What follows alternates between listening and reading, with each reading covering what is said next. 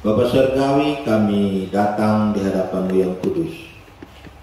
Kami rindu Engkau memberkati kami melalui firman-Mu. Pakai hamba-Mu untuk menyampaikan firman-Mu dengan baik dan benar. Dalam nama Yesus kami berdoa.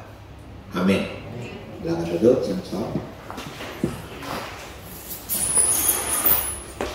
Baik saudara, kita lihat firman Tuhan kita di dalam Mazmur 37. Mazmur 37 ayat yang ke-5 dan ayat yang ke-6.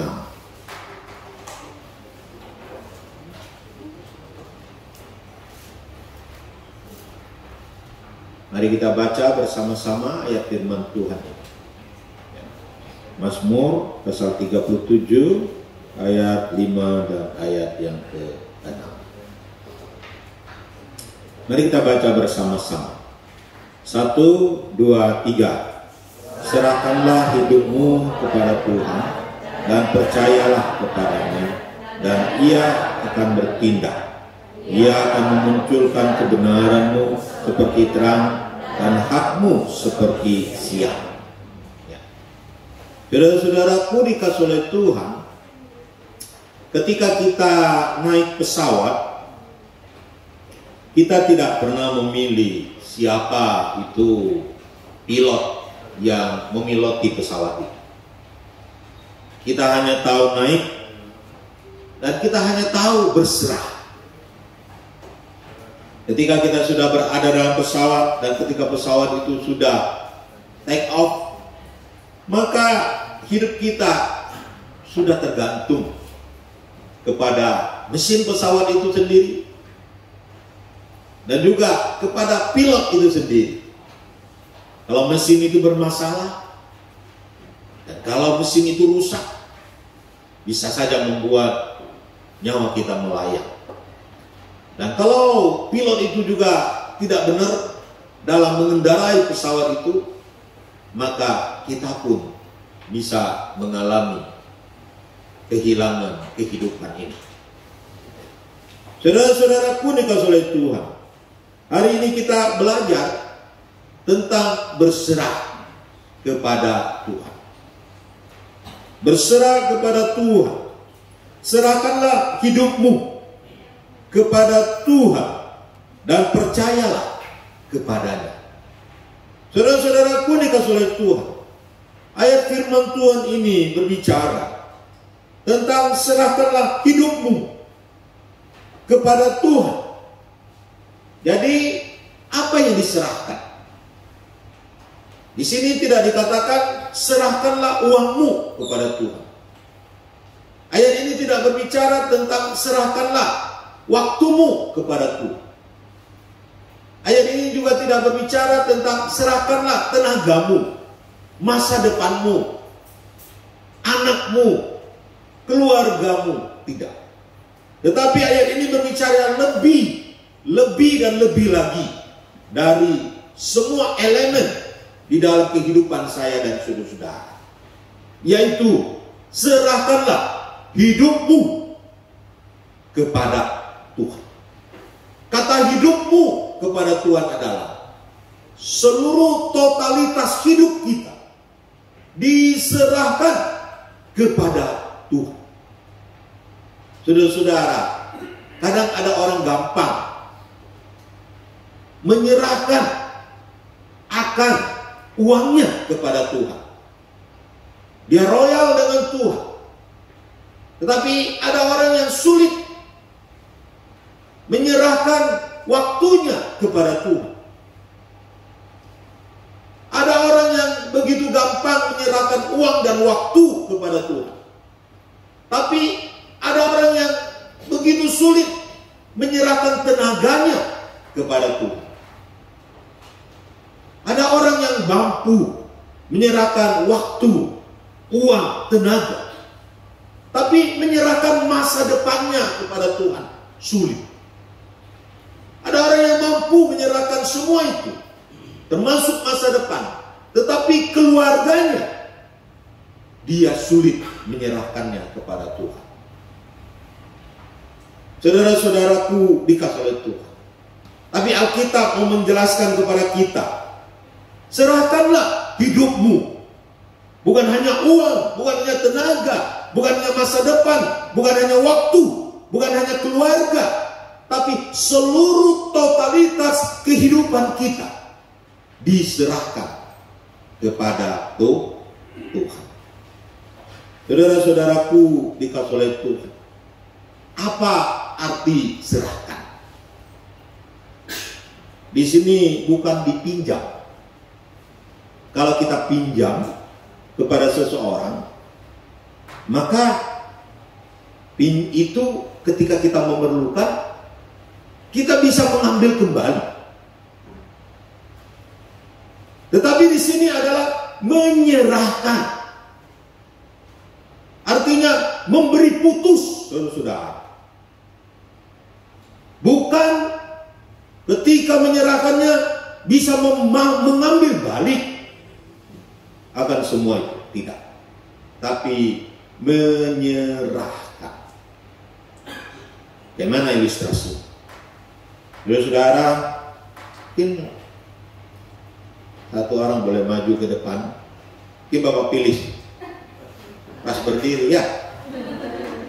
Bisa maju ke depan.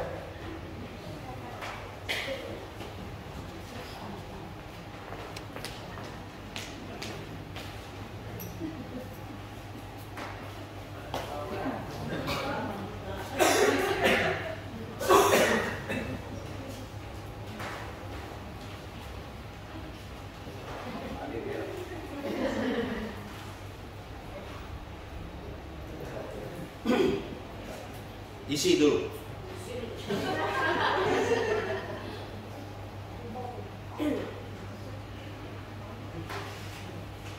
Ini ada angpau. Ini milik saya. Ya. Jadi ini punya saya. Lalu saya berikan, serahkan kepada Bapak Ibu. Dan bawa turun. Silakan. Terima kasih. Boleh simak dulu.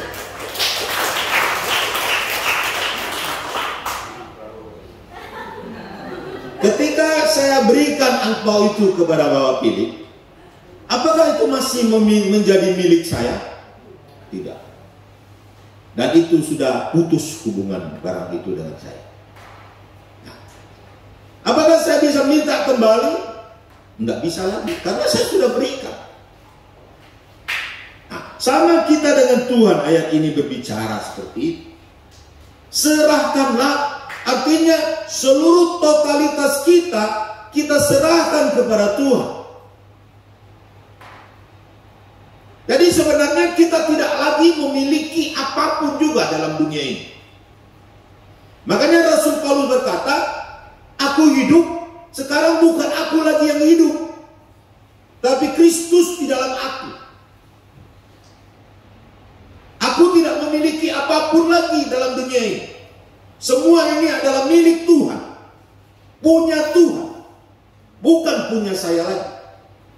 Karena saya sudah serahkan kepada Tuhan. Ada lagu di PPK. Sangat indah juga lagu itu.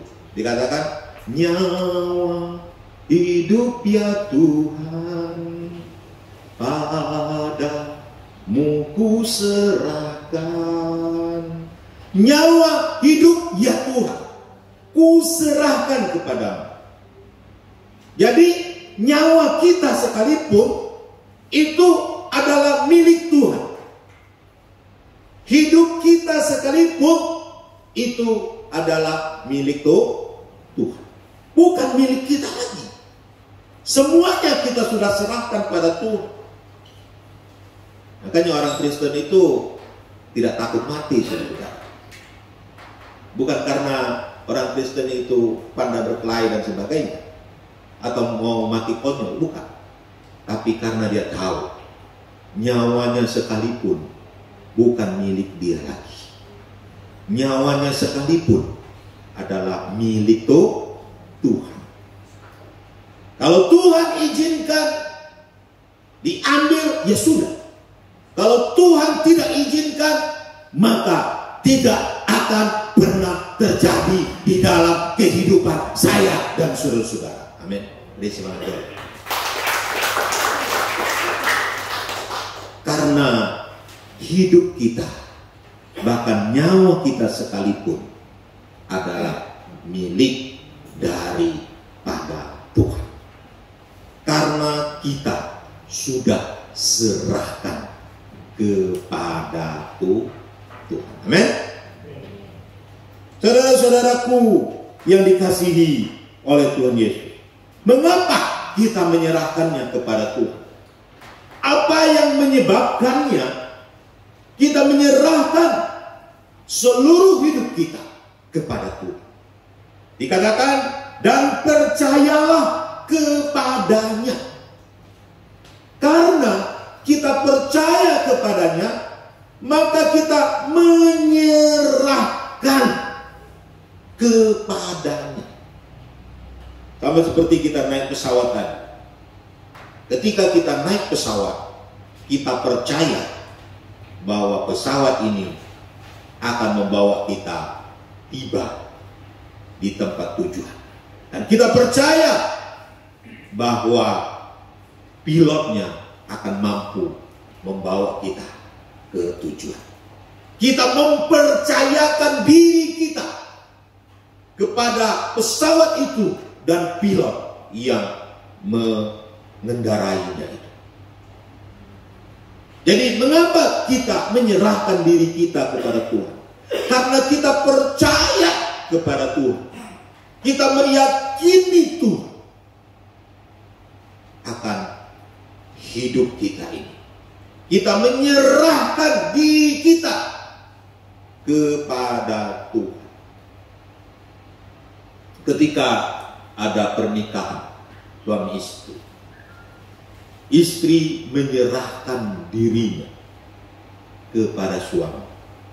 Suami menyerahkan diri kepada istri. Mengapa? Karena mereka saling percaya. Mereka saling percaya. Maka mereka menyerahkan diri mereka masing-masing kepada satu dengan yang lain. Saudara-saudaraku dikasihi oleh Tuhan Yesus, setelah kita berserah total kepada Tuhan, apa yang akan Tuhan kerjakan dalam hidup kita? Apa yang akan Tuhan buat? Efeknya apa yang akan terjadi? Dikatakan Alkitab di situ, dan ia akan bertindak. Ketika kita berserah penuh kepada Tuhan, maka Tuhan akan bertindak. Bertindak dalam hal apa di sini? Memang ini di latar belakang.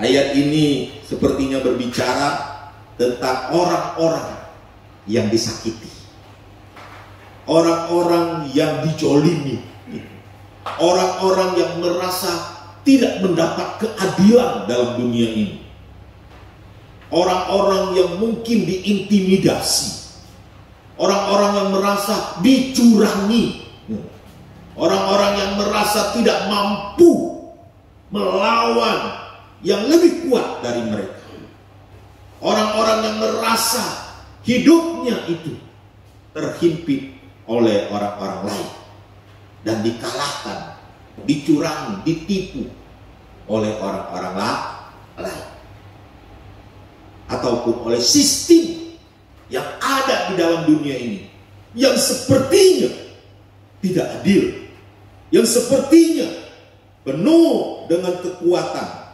penuh dengan kejahatan, penuh dengan hal-hal yang membuat dia akhirnya merasa keadilan ini, dunia ini tidak ada lagi yang adil.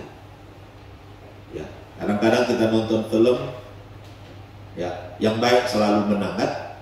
Tapi kenyataan dalam dunia belum tentu. Bahkan yang jahat bisa menang, yang curang bisa menang. Gitu kan? Dikatakan, ketika kita berserah kepada Tuhan, maka ia akan bertindak. Apa yang dibuatnya? Dikatakan Ia akan memunculkan kebenaranmu seperti terang. Ia akan memunculkan kebenaranmu seperti terang. Ini kadang-kadang dalam kehidupan sehari-hari saja, ketika kita mengatakan harus begini, harus begitu, oh orang lain tidak percaya, oh itu bohong, itu nggak benar, ya. Lalu, wah, anyong salah, nggak bener lah. Kita udah nasihati, udah ngomong begini, enggak, jangan bukan. Banyak saja alasan-alasan yang tidak mau terima kebenaran-kebenaran kita. Apalagi kalau kita yang benar dipersalahkan lagi. Sudah benar hidupnya disalahkan lagi. Apa-apa salah saya, apa-apa salah saya, gitu istilahnya. Jadi kita jadi kambing hitam saja untuk dipersalahkan. Ya. Apa-apa saya yang salah, apa-apa saya yang salah. Tapi Alkitab berkata, Ia akan memunculkan, Ia akan memunculkan kebenaran itu seperti terang. Saudara-saudara, memang kadang-kadang tidak bisa muncul dalam sekejap, tetapi kadang-kadang ada proses yang terjadi sehingga orang akan melihat yang benar tetap benar, amin. Yang salah tetap salah. Saya dulu suka sebuah film yang namanya Justice Bowl. Mungkin saudara pernah sering nonton itu ya. Justice Bowl itu digelari dengan hakim yang luar biasa ya, mukanya hitam, mengerikan gitu ya. Setiap kasus yang dibuat atau setiap kasus yang sampai ke meja dia selalu terpecahkan dengan baik. Amin. Kita tahu Allah kita adalah hakim yang lebih dan lebih dan lebih daripada Justice Bowl itu sendiri. Jika kita menyerahkan perkara kita kepada Tuhan, maka Tuhan akan memunculkan kebenaran kita. Amin. Beri semangat dulu. Karena Allah adalah hakim kebenaran, mencintai kebenaran. Bahkan Yesus sendiri dikatakan dia adalah kebenaran itu sendiri. Dia tidak bisa kompromi dengan dosa. Yang benar tetap benar. Dan Tuhan akan memunculkan kebenaran saya dan saudara-saudara. Walaupun satu kampung menyalahkan kita, jika kita hidup benar, Tuhan akan membela kita. Amin. Karena Dia adalah Allah yang mencintai kebenaran. Bahkan ayat ini juga berbicara, walaupun kita salah, Tuhan akan mengoreksi kesalahan-kesalahan kita. Dan Tuhan akan menyatakan apa yang benar kepada kita, supaya kita memperbaiki kehidupan saya dan saudara-saudara, sehingga kita menjadi orang yang benar. Amin. Makanya kadang-kadang ketika kita salah, kita jangan takut dikoreksi oleh Tuhan. Dan kita harus mengoreksi diri kita bersama dengan Tuhan, supaya kebenaran itu muncul dalam kehidupan saya dan saudara-saudara. Kemudian yang selanjutnya, apa yang dibuat oleh Allah? Dikatakan Ia seperti terang dan hakmu seperti siang. Apa itu hak? Hak itu adalah sesuatu yang seharusnya kita terima, yang menjadi bagian kita, hak kita. kita sudah melakukan kewajiban, makanya hak akan muncul. Misalnya seorang bekerja dengan bos, dia sudah bekerja, lalu selesai bekerja, dia akan mendapatkan upah. Itu hak dia. Kalau tiba-tiba bos tidak kasih, berarti salah bosnya, nggak benar. Ya, itu dia. Mungkin sesuai dengan perjanjian, hak dan kewajiban. Saudara-saudara, kadang-kadang sepertinya hak kita itu diambil orang lain. Oh, saya sudah berbuat yang baik, kenapa dia membalas kejahatan dengan saya? Seharusnya dia menghormati saya. Seharusnya dia juga berbuat yang baik kepada saya. Saya menghormati dia. Mengapa dia tidak menghormati saya? Sepertinya hak kita ini dirampas, diambil. Saya sudah menjadi orang yang baik, tapi kenapa saya juga tidak mengalami yang baik? Kadang-kadang itu terjadi dalam kehidupan saya dan saudara. Sepertinya kita mengalami ketidakadilan. Hak kita dirampas oleh orang lain. Yang seharusnya saya terima itu, tapi tidak. Saya tidak menerimanya. Seharusnya saya menerima air susu, tapi saya dibalas dengan air tuba. Bahkan bukan hanya tuba sekali, tuba 2 kali, tuba 3 kali. Kenapa ini terjadi? Dan kadang-kadang kita bertanya, dan kita sepertinya tidak ada jawaban. Tapi sekali lagi, jika hidup kita berserah pada Tuhan, amin, Tuhan akan memunculkan hak kita. Walaupun itu sepertinya kita tidak mampu merampas hak itu kembali. Tapi jika Tuhan yang mengambil hak itu kembali dan memunculkan hak itu kepada kita, tidak ada seorang pun yang sanggup menahannya. Tidak ada seorang pun yang dapat merampas hak kita dari Tuhan. Karena Tuhan menjamin itu bagi saya dan saudara-saudara. Ketika kita berserah kepada Tuhan, Tuhan akan memunculkan hak saya dan saudara-saudara. Amin. Maka jangan takut. Tuhan akan memunculkan hak itu. Apa yang seharusnya saya terima, Tuhan akan memberikan. Mungkin dari sisi kiri kita kehilangan, tapi Tuhan bisa membuat dari sisi kanan kelimpahan.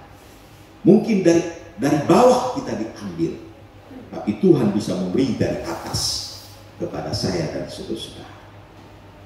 Mungkin dari belakang segala hak kita dirampas, tapi dari depan Tuhan membalasnya bagi kita. Tuhan punya cara tersendiri membalas akan hak kita dan memberikan hak kita yang seharusnya kita terima.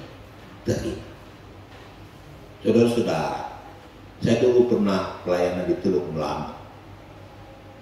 Saya pernah bersama dengan 4 orang anak. 4 orang anak ini ditinggalkan oleh pendahulu saya di situ, anak-anak asrama, dan saya harus dengan kondisi keuangan yang sangat-sangat minim, saya harus membiayai mereka makan, memberi mereka makan. Saya harus berteriak kepada siapa? Saya harus minta tolong dengan siapa? Ke sinode? Amin. Ke gereja? Amin. Bahkan gereja pun pada waktu itu bayar listrik saja susah. Bagaimana saya harus meminta itu? Mau tidak mau, memang berat hati. Susah. Saya harus menanggung makan 4 orang anak. Sehingga makannya apa? Pagi makan kangkung, sore makan bayam, pagi lagi makan itu sayur hijau atau sayur putih. Sore makan telur. Telur 1 biji direbus makan bersama. Dibuat air makan bersama. Jatah hanya 2.000 satu hari. Dan itu dari saya. Saya harus membiayai mereka. Saudara-saudara, sangat seperti haknya saya terambil, tercabik-cabik. Ya, tercabik-cabik hak saya. Seharusnya saya bisa lebih enjoy, lebih makan enak. Tapi karena anak-anak ini, saya harus makan apa adanya. Tapi saya berserah pada Tuhan. Dan hanya bisa menangis di hadapan Tuhan. Mengapa ini terjadi? Dan akhirnya Tuhan buka jalan. Bagaimana Tuhan buka jalan? Tuhan kirim orang-orang tertentu, burung-burung gagak, tetangga-tetangga, orang-orang yang tidak percaya Tuhan, bahkan bisa mengirimkan beras, bisa mengirimkan itu telur, bisa mengirimkan itu babi hutan lah terutama. Ayam bahkan mereka kirim untuk kami makan. Karena mereka tidak tahu Tuhan yang menggerakkan. Amin. Saudara-saudaraku yang dikasihi oleh Tuhan Yesus, Allah membela haki. Jangan takut hari-hari ini. Kiranya Tuhan Yesus memberkati kita. Amin. Mari kita bangkit berdiri. Kita berdoa.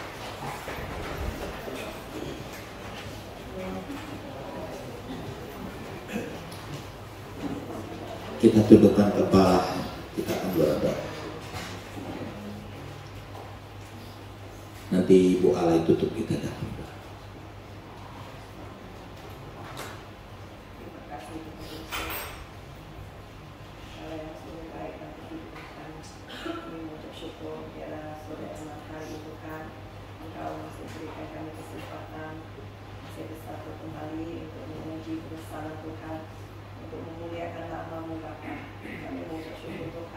Dan saat ini Tuhan, Engkau merawat kami dengan kebenaran firman-Mu Tuhan. Bila firman-Mu Tuhan menjadikan kehidupan kami Tuhan, memimpin kami Tuhan, mengingatkan kami Tuhan, kami boleh serahkan seluruh hidup kami di tangan-Mu Bapa. Terima kasih, kami mengucap syukurnya Bapa, menjadi remah hidup kami ya Bapa. Kami boleh dikuatkan oleh Tuhan melalui kebenaran-Mu ya Bapa. Terima kasih Tuhan, kami percaya Tuhan, Engkau tidak pernah tinggalkan kami sendiri. Ada rawatan Tuhan, apapun masalah, apapun terjadi, Tuhan menjanjikan Engkau selalu bersama kami. Terima kasih Tuhan, melalui kebenaran firman Tuhan pada sore dan malam hari ini, kami boleh semakin kuat di hadapan Engkau Tuhan. Kami boleh semakin menjadi manusia yang sungguh dibenarkan oleh Tuhan melalui kebenaran-Mu ya Bapa. Terima kasih Tuhan, kami mengucap syukur Tuhan. Buka firman-Mu Tuhan untuk hamba-Mu kita menyampaikan. Tuhan turun pakai hamba-Mu Tuhan Yesus untuk dimanapun mereka berada, untuk pelayanan. Tambahkan kekuatan hikmat berasal daripada Engkau Tuhan, sehingga semua boleh diberkati oleh Tuhan. Juga untuk Simu, kesehatan Simu, Tuhan juga selalu merawat Simu untuk pelayanan di gereja tempat ini. Untuk Aaron Abios kami juga serahkan tangan-Mu Bapa, keluarga hamba-Mu Tuhan, dipelihara Tuhan, apapun masalah terjadi semuanya Tuhan selalu berikan mereka hikmat, kekuatan, kemampuan berasal daripada Engkau sendiri ya Bapa. Kami tahu Tuhan, Engkau Raja di atas segala raja, Engkau tahu semua kebutuhan, Engkau tahu semua pergumulan. Tuhan kami serahkan keluarga hamba dan tangan-Mu Bapa, pimpin tuntunan-Mu. Di dalam nama Yesus kami berdoa, haleluya, amin. Amin. Silakan duduk, saudara. Baik, saudara-saudaraku dikasih oleh Tuhan, beberapa